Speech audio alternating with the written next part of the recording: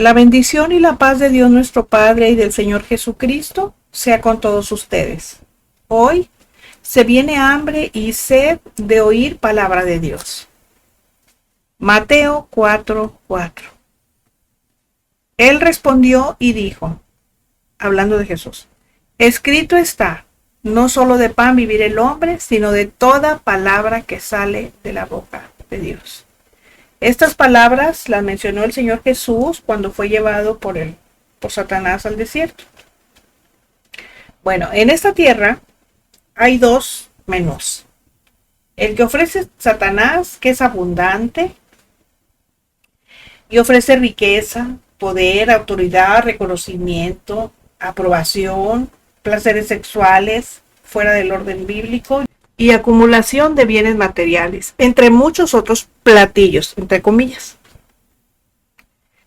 Y el menú de Dios que ofrece el único alimento que sacia. Ese es el Señor Jesucristo. Que si nos alimentamos de su palabra, de Él, nos da su paz, gozo, contentamiento y seguridad, y será eterno. Pero no solamente nos da eso, sino que también nos ofrece lo más hermoso, la vida eterna. Por ello, hay una gran diferencia entre los cristianos que hemos recibido salvación por medio del Evangelio de la Gracia y los moradores de la tierra que no son salvos, aunque se autonombren hijos de Dios. Lo percibimos porque los cristianos no solamente vivimos de pan físico, sino que nos alimentamos de los manjares celestiales que encontramos diariamente en la lectura de la Biblia. Y esa fue la respuesta de Jesús a Satanás cuando lo tentó en el desierto. Mire, muchos se dicen hijos de Dios. Si usted habla con cualquier persona impía y no cristiana, le va a decir que también él es un hijo de Dios. Pero no es así. A lo mejor usted no sabe cómo explicárselo, pero es bien sencillo. Yo siempre hago una analogía que me parece muy simple.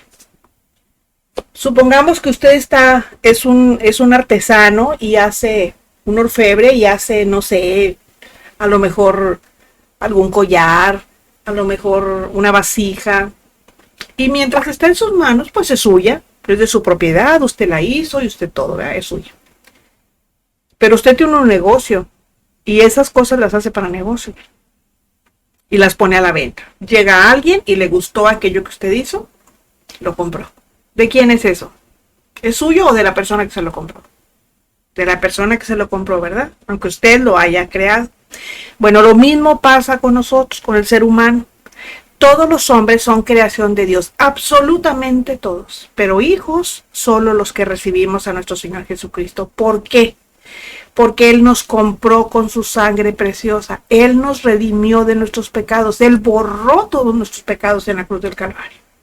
Entonces, solamente quienes hemos recibido al Señor Jesucristo como nuestro Señor y Salvador, somos los hijos de Dios. Los demás no dejan de ser creación.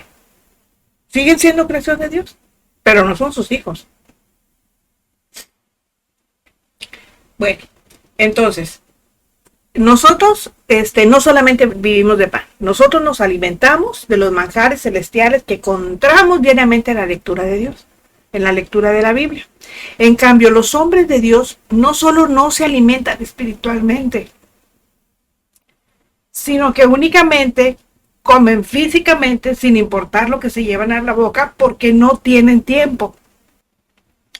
Ellos solamente buscan saciar su apetito, logrando con ello que su cuerpo carezca de los nutrientes que física y mentalmente necesita para vivir sanamente. Y como su espíritu está desnutrido, pues va sufriendo una muerte lenta y dolorosa por no alimentarlo, al ignorar precisamente las delicias que hay en la lectura de la palabra de Dios, los tesoros que se pueden encontrar ahí. La palabra de Dios es como la perla, una perla de gran precio que usted se encuentra. Es rarísimo que nos encontremos una perla en una ostra. Imagínense, para encontrarla es dificilísimo. Bueno, pues ahí son las delicias. Así es como literalmente existe la mayoría de las personas, pretextando que no tienen tiempo para hablar de las cosas de Dios. Y eso me dice que si el tiempo no les alcanza para buscarlo a Él, mucho menos les alcanza para tomar una Biblia y ponerse a leer. Mateo 5:3 dice: bienaventurados los pobres en espíritu, porque de ellos es el reino de los cielos.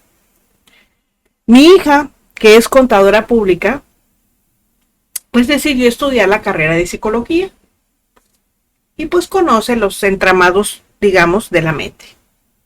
Cuando yo preparaba este estudio y platicaba con ella, me decía que si una persona quiere ser verdaderamente feliz, debe reconocer que tiene una necesidad espiritual.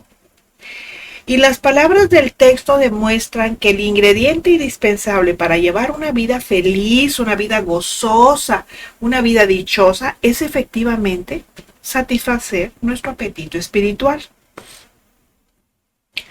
La semana pasada vimos que la mayoría de los problemas que enfrentan muchas personas de nuestro tiempo es porque actúan por sentimientos o emociones y no en dependencia de la palabra de Dios. ¿Pero por qué? Bueno, muy sencillo. Porque el mundo rechaza a Dios y a la Biblia, donde están escritas las leyes divinas que definen nuestras normas de conducta. Y lo hace porque ignora que todos, y cuando digo todos es todos, necesitamos a Dios, quien es el que nos da identidad. Nosotros sin Dios no somos nada, pero Él sigue siendo Dios. Nosotros sin Dios solo seríamos uno más de los moradores de la tierra. Esos son los hombres sin Dios. Andaríamos vagando en este mundo sin rumbo y sin dirección. Por ello es importante que alineemos nuestros pensamientos con los del Señor, porque son ellos los que van a determinar nuestro estilo de vida. Y si dependemos de ellos y no de la verdad de Dios, terminaremos en el camino equivocado. Pero pues ¿por qué el mundo lo rechaza? Porque las leyes espirituales de Dios requieren que cada persona en lo individual tenga una forma de conducta que muy pocos están dispuestos a asumir. Y el mundo rechaza a Dios porque sus leyes encierran una moralidad que está pasada de moda, entre comillas, dicen ellos. Pero hay una verdad indiscutible. La inmoralidad no deja de ser inmoralidad solo porque la mayoría es inmoral. Romanos 8:5. Porque los que son de la carne piensan en las cosas de la carne, pero los que son del Espíritu en las cosas del Espíritu. Lo que motiva el rechazo hacia Dios y su palabra son los deseos carnales que predisponen las mentes de las personas en contra de Dios y sus leyes morales. Pero eso no debe de sorprendernos, que la mayoría lo rechacen, porque es obvio, no va de acuerdo con la manera de pensar del mundo al que pertenece. Salmos 119, 165, 168 dice: mucha paz tienen los que aman tu ley y no hay para ellos tropiezo. Tu salvación he esperado, oh Jehová, y tus mandamientos he puesto por obra. Mi alma ha guardado tus testimonios y los he amado en gran manera. He guardado tus mandamientos y tus testimonios porque todos mis caminos están delante de ti. No obstante, para los cristianos verdaderos, los que realmente estamos comprometidos, la Biblia es nuestro tesoro más grande. Por ello, la marca de un cristiano verdadero es el amor por la lectura diaria de la Escritura. Y la verdadera iglesia de Dios está llena de gente que tiene hambre por las verdades escritas en ella. Afortunadamente, contamos con la palabra escrita de Dios como nuestra guía infalible para la vida, porque su gracia, el Señor, más bien porque por su gracia, el Señor nos ha revelado en ella su manera de pensar y lo que desea para que aprendamos a vivir para agradarle. Efesios 1:13 nos dice: en él también vosotros, habiendo oído la palabra de verdad, el evangelio de su salvación, y habiendo creído en él, fuisteis sellados con el Espíritu Santo de la promesa. Hemos sido escogidos por el Padre, salvados por el Hijo y sellados por el Espíritu Santo, porque ya hemos recibido a Cristo como nuestro Salvador personal y es Él quien nos da entendimiento, nos da dirección y nos da la capacidad para seguirlo y obedecerlo. Y una manera en que podamos identificar a los verdaderos cristianos es porque vemos que actúan más por la palabra de Dios que por su propia iniciativa. Eso es cuando, a ver, vamos a ver lo que dice Colosenses 3:6. Dice, la palabra de Cristo more en abundancia a vosotros. Este es un recordatorio de que la palabra de Dios debe ser el centro de nuestra vida. Y aquí hay algo importante a destacar. El verbo morar significa no solamente que permanece dentro de nosotros, sino que está viva. Porque solo vivo puede morar en una persona. ¿Se acuerdan lo que dice Hebreos 4:12? Hebreos 4:12 dice que la palabra de Dios es viva y eficaz, y que es más cortante que una espada de 2 filos, que penetra hasta separar el alma y el espíritu. Eso es lo que nos dice, ¿verdad? Entonces, la palabra de Dios está viva y mora en nosotros. Pero sobre todo, porque lo que entra a la mente domina los pensamientos y es lo que eventualmente saldrá de la boca y dirigirá las acciones de una persona. Y eso es real. O sea, a veces nosotros estamos en la noche ahí pensando, se nos viene una idea. A veces yo en la noche estoy pensando, híjole, ¿y qué voy a enseñar la próxima semana? ¿De qué voy a hablar? Y se me viene a la cabeza. Y empiezo yo a trabajar aquello en mi mente. Me levanto a veces en la madrugada y me pongo a la máquina y empiezo a trabajar. Y al otro día otro pedacito. Y así hasta que redondeo todo. Porque todo empieza con una idea. Entonces, cuando la palabra mora en nosotros, pues está viva y empieza a hablarnos y empieza a redarguirnos. Por eso dice 2 Timoteo 3:16 que la palabra es útil para enseñar, para redarguir, para corregir, para instruir en justicia, a fin de que el hombre de Dios sea enteramente maduro. Cuando habla de perfecto, es maduro, a eso se refiere. Entonces, miren, para tener una vida saludable, o sea, físicamente, los nutriólogos recomiendan que nutramos nuestro organismo alimentándonos adecuadamente. O sea, que tengamos acuérdense que hay el plato del buen comer. El que tiene más proteína que carbohidrato y tiene vitaminas, tiene minerales, tiene de todo. ¿Por qué? Pues si nosotros no comemos adecuadamente, vamos a estar más propensos a padecer enfermedades que nos pueden llevar a la muerte inclusive. Y cuando Pablo dice la palabra de Cristo, nos menciona que esa frase, la palabra, no es cualquier mensaje. Nos quiere decir que está conectada en una relación íntima con la persona. Y quiere decir que la palabra es el mensaje de Cristo. Eso es lo que quiere decir. Ahora, more, que es la expresión que menciona el texto, es una conjugación del verbo morar en presente y está en singular. Eso quiere decir que le habla a cada persona en lo individual. Si yo leo la Biblia y dice, la palabra de Dios mora en abundancia, ¿sí? Me lo está diciendo a mí, no me lo está diciendo, mira, esa palabra es para tu esposo, no, a él cuando él la lea también le va a decir lo mismo. Y cuando mi hija la lea también, cuando mi hijo la lea también. Cada quien en lo individual, pero además está en modo imperativo. ¿Qué quiere decir eso? Que eso nos habla que es una orden directa a que se obedezca y no hay forma de evadirla. Porque si el Señor dice hazlo, pues es hazlo y hazlo. No hay opción. Eso es lo que Pablo dice, que la palabra de Dios debe vivir permanentemente en nuestra mente y corazón. No debe ser una invitada ocasional. Y buscarla solo cuando la lumbre nos llega a los aparejos. Por eso, de allí es la importancia de memorizarla sin pretexto. Debemos de memorizar la palabra. Miren, si se recuerdan otras cosas que no edifican, ¿cuánto más debemos de recordar la palabra? Nosotros somos muy propensos a tener ahí las ofensas que nos hicieron hace 40 años. Ahí las traemos. No, es que a mí me ofendió, es que me dijo y es que me hizo. De eso sí se acuerda uno. Pero ¿qué tal de la palabra?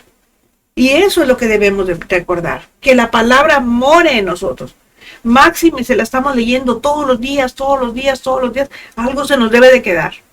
Porque miren, una cosa es bien cierta.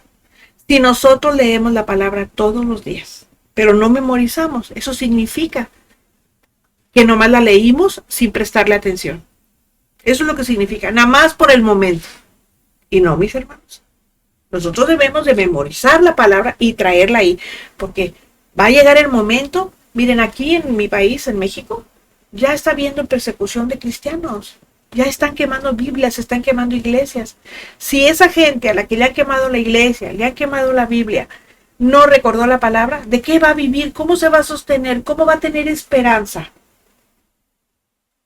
Pues no va a tener esperanza. Por eso dice Pablo, la palabra de Dios mora en abundancia. Además, eso es lo que Dios desea. Que su palabra que está viva sea una parte fundamental que sature nuestra mente y corazón de nosotros que somos sus hijos. No de los hijos de su enemigo. Y del nuestro también.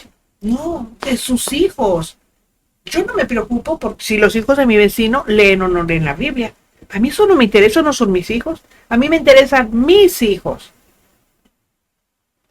Y aunque ya los 3 están casados, me interesa saber cómo está su vida espiritual.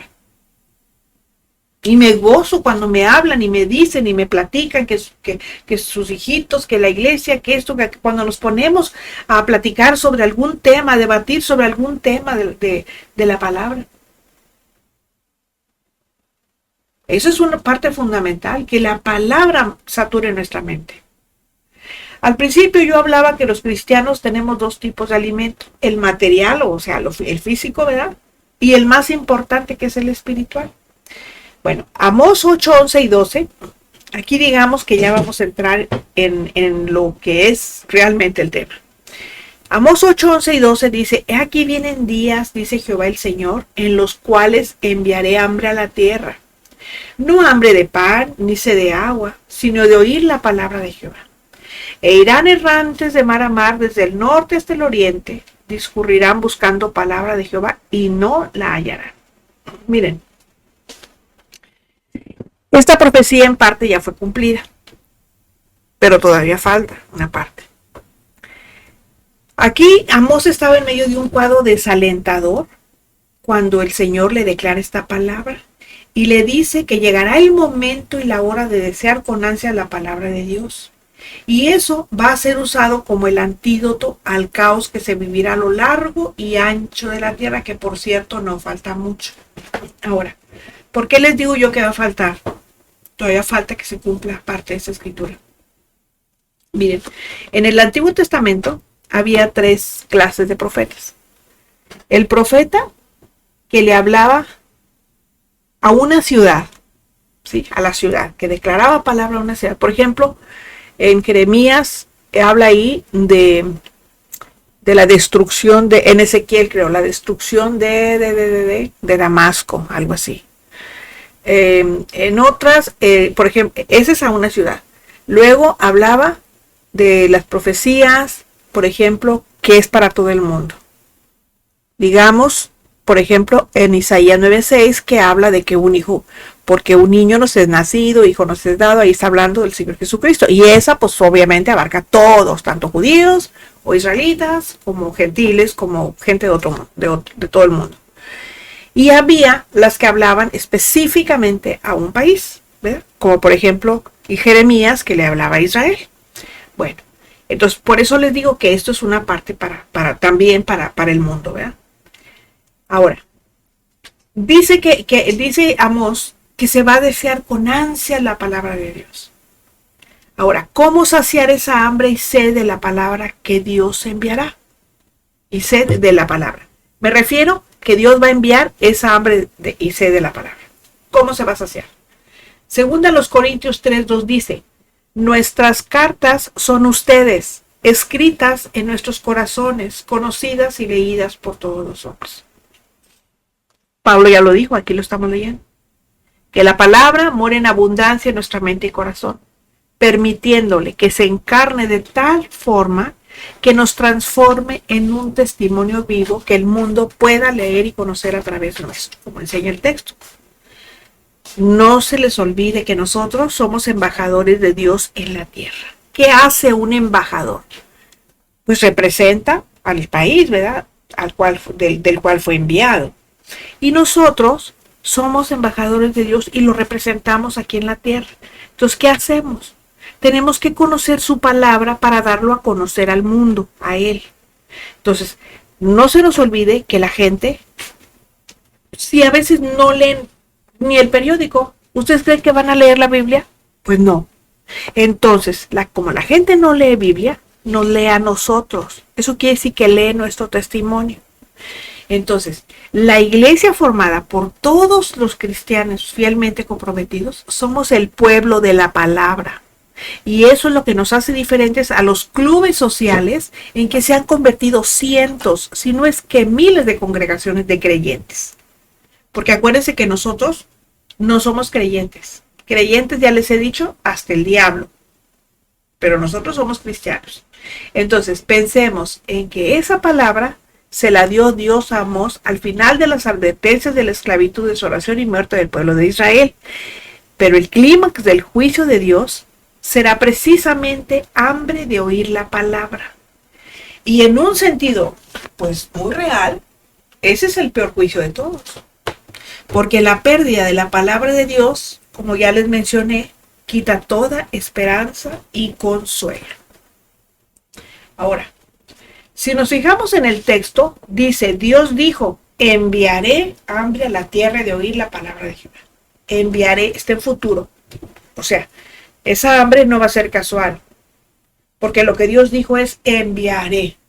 Eso quiere decir que no debemos de pensar que el hambre de la palabra de Dios se refiere a la lectura de la Biblia solamente.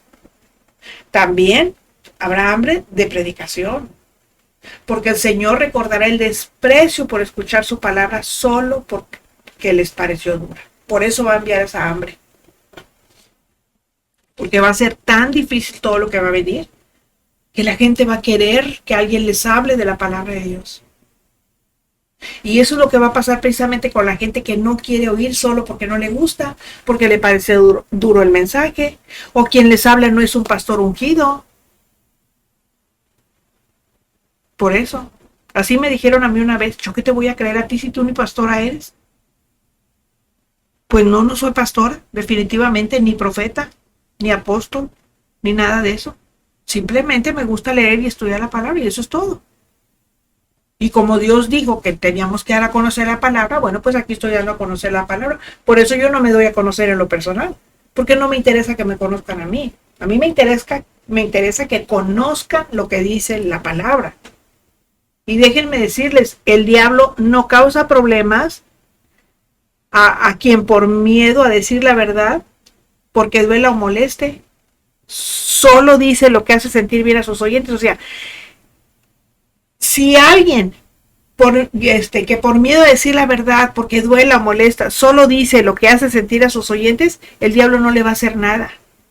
Y la gente puede sentirse tan bien como lo desee, pero al mismo tiempo ir al infierno si no pone su confianza en Jesucristo. El diablo no va a causar problemas a alguien si deja hacer lo que quiere sin reconvenir a los oyentes cuando no esté bien lo que hace. No. En cambio, el que dice la verdad seguramente va a ser rechazado. Pero Jesús nunca dijo que quien hablara la verdad iba a ser aplaudido por causa de su nombre. Lo que Jesús dijo es que iba a ser aborrecido de todos por causa de su nombre. Por eso aquí no se le pide dinero a nadie y nada. Muchas veces me han sugerido eso. No, dinero no. Aquí no se necesita eso. Aquí lo único que se necesita es hablar la verdad, decir la palabra como es, por dura que sea. Porque también el evangelio que no siembra no es evangelio. Si no se ponen a pensar que son pecadores y en la noche ahí está. No, eso no es el evangelio. Respecto a esto, yo solo les diré una cosa. Miren, para que ustedes identifiquen, inclusive si aquí están recibiendo la sana doctrina, Ustedes deben comprobar que la enseñanza aquí no se inclina buscando la honra de los hombres. Aquí estamos buscando el favor de Dios. Estamos buscando, más que el favor, estamos buscando agradar a Dios a través de la obediencia predicando su palabra. Porque miren, va a haber hambre de buenas predicaciones que agiten la conciencia, que rompan el corazón, que desgarren el alma, que mantengan a las personas despiertas en la noche para que no caigan en el infierno. De eso es de lo que va a haber hambre, de buenas predicaciones.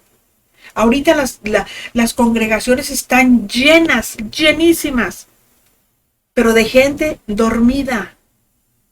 No están despiertas a todo lo que está pasando.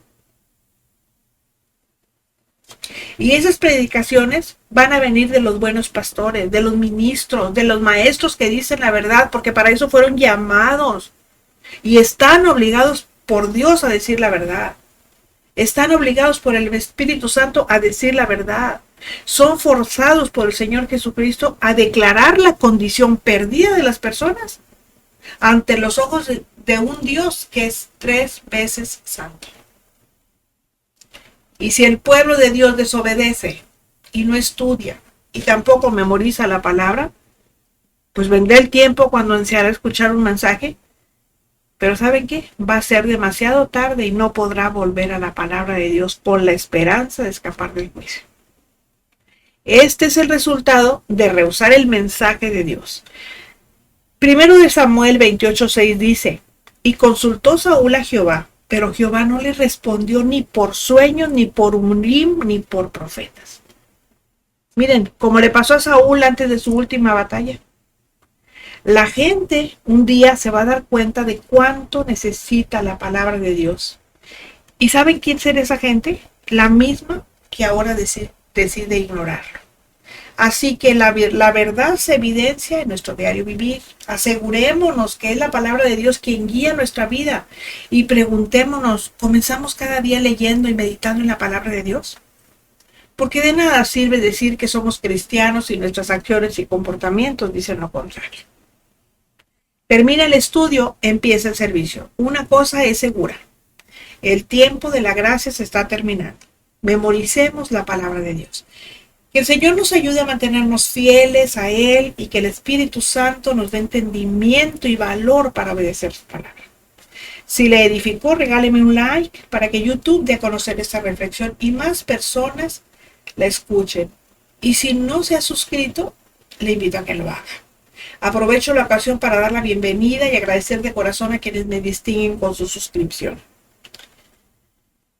Lo espero la próxima semana cuando volveremos a encontrarnos en nuestro jueves de estudio. La Iglesia Verdadera dice, ven Señor Jesús, te estamos esperando. El Dios de paz sea con todos ustedes. Amén.